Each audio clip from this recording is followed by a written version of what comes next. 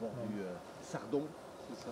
ce qu'il en reste. On l'a bien compris tout à l'heure dans la voix de Sylvie. Tout à fait. Christophe, vous nous avez rejoint, vous êtes pêcheur. Oui, de sur vous. Stream fishing, ça c'est un peu un club particulier, parallèle, mais qui est en corrélation directe avec le souci immédiat des ruisseaux et des cours d'eau. Absolument. Alors déjà d'une, oui.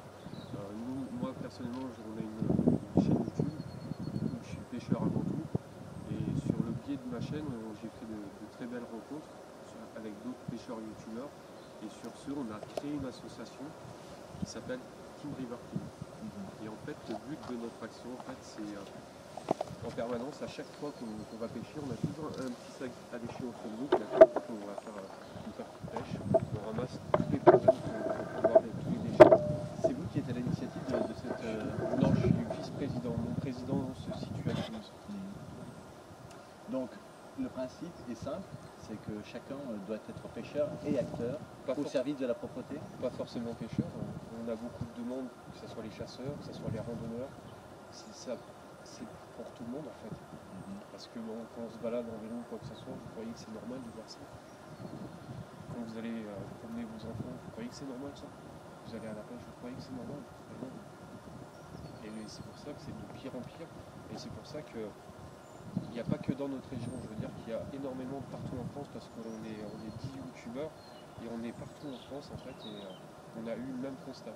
Et sur ce, on a eu un lien d'affection avec ces personnes-là et on s'est dit qu'il faut se lancer dans un projet. Et, voilà. Mais sur vos vidéos, au départ, c'est des vidéos de pêche. Tout à fait. De pêche pour dire, voilà, j'ai soulevé tel poisson à tel endroit, il fait telle taille, tel poids. Exactement. À la base de ma chaîne, c'était pour faire découvrir mon univers qui est la pêche parce que pour moi, la pêche est essentielle. Je suis obligé d'aller pêcher au moins une fois par semaine parce que sinon, je suis comme ça au boulot. On est au bord de l'eau, on a la nature auprès de nous. Et c'est vrai que depuis pas mal de temps, on s'aperçoit que c'est de pire en pire. Donc, de cette chaîne, finalement, où vous êtes là en train de vanter les mérites, tel ruisseau, telle pêche, cette chaîne vous permet aussi d'alerter les gens sur regarder ce que deviennent les ruisseaux. Exactement. Donc, qu'est-ce que vous dites dans ces vidéos aussi? En fait, à la base, nous, moi personnellement, à la base, je fais mes vidéos. Après, je fais surtout quand les fermetures de truites et de carnassiers sont fermées, je me balade et puis je ramasse. Et ces vidéos-là, on a créé une team et une chaîne YouTube consacrée à cette team et on reverse automatiquement tous nos vidéos, nos images sur cette chaîne-là, que tout le monde puisse y voir. Tout simplement.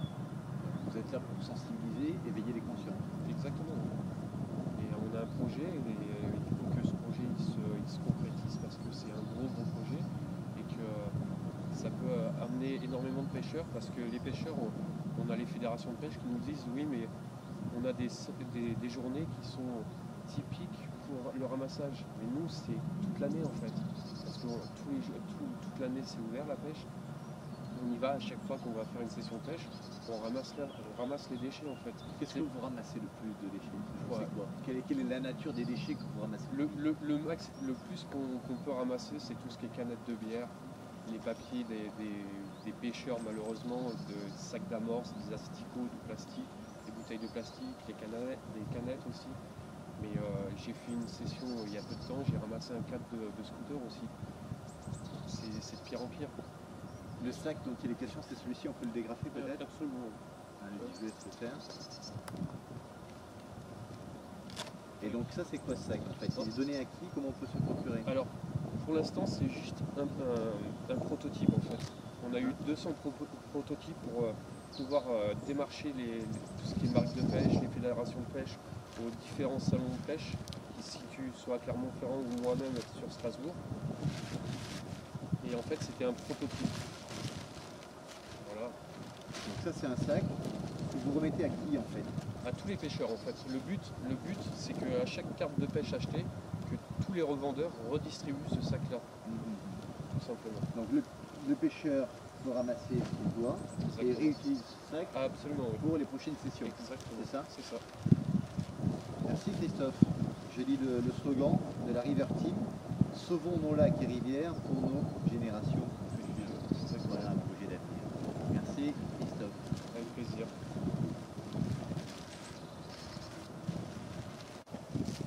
Salut les amis, voilà nouvelle vidéo. Alors aujourd'hui je vais vous expliquer un petit truc. J'ai été contacté par France 3 puis par madame pour faire une petite séquence pour faire voir le problème qu'on a sur le bord de nos rivières. Et on a constaté que c'est vrai qu'aujourd'hui nous avons ce problème là. Et vas-y, présente-nous, parce que voilà, tu es garde de pêche. Ouais, donc moi je m'appelle Sylvie, je suis la responsable des gardes de pêche de Réunion dans le Puy-de-Dôme. Donc mon rôle à moi c'est de prévenir, de faire prévenir au niveau des régions, des communes, tout ce qui est insalubrité, dépôts sauvages, pollution. Donc là, ça fait 6 mois que je préviens la mairie d'Orion. Aujourd'hui j'ai eu la chance d'avoir un entretien, on a eu la chance d'avoir un entretien avec France 3, Rhône-Alpes-Auvergne, qui vont passer l'émission à l'échelon national. Suite à ça, j'ai passé un coup de fil à la mairie et comme par hasard, les détritus, tout ce que vous allez voir là, ça va être enlevé d'ici fin de semaine. Donc je reviendrai avec Christophe faire un petit tour, voir si c'est fait. Mais je vous garantis, il y en a plein ailleurs. Il n'y a pas qu'ici. Voilà, alors, voilà les amis, c'était juste une petite vidéo pour vous faire constater que voilà, c'est pour ça qu'on a créé notre team avec les autres youtubeurs, parce qu'on en a marre de voir ces bords de rivière qui sont pourris, dégueulasses. Et je pense que même que vous allez vous promener au pré avec vos familles le dimanche, après le repas de famille, où vous passez là, c'est une honte, où le pêcheur qui vient pêcher, il y a un tout petit ruisseau qui est juste derrière, et malheureusement il n'y a plus beaucoup de truites, mais il y a quelques années c'était blindé en fait, il y avait de la truite, il y avait... C'était le plus beau, c'était vraiment la plus belle rivière de l'agglomération d'Orion, Châtel-Guyon, Saint-Bonnet, c'était vraiment la plus belle rivière. Donc on avait vraiment du poisson de souche. À l'heure actuelle, on a plus... Il y avait quoi? Il y avait de la fario, il y avait de l'ombre un peu. Tu avais de la fario, tu avais de l'ombre, tu avais du goujon, tu avais du viron, il y avait les spirnins, il y en avait partout. Mais il y avait de tout. Là, on n'observe même pas une petite bébête au fond de l'eau. Et là, tu crois que c'est dû à la pollution qu'il n'y ait plus de poissons en fait? La pollution, et pas que cette pollution, parce qu'il y a des pollutions qui sont faites par l'être humain à base de javel, de produits, voilà, donc des gens qui détruisent la rivière. Et puis malheureusement, quand on regarde autour, il n'y a que des champs. Ouais, tout à fait. Ouais. Malheureusement, voilà, là, des blés, il va y avoir des maïs. Voilà, donc ça va être de l'engrais, ça va être pesticides, ça va être tout ce que tu veux. Et malheureusement, ça va s'infiltrer, ça va repartir dans les rivières. Voilà. Sur ce, les amis, j'espère que la vidéo vous a plu. N'oubliez pas les petits pouces, les abonnements aussi. Et je vous dis à très vite. Ciao les amis.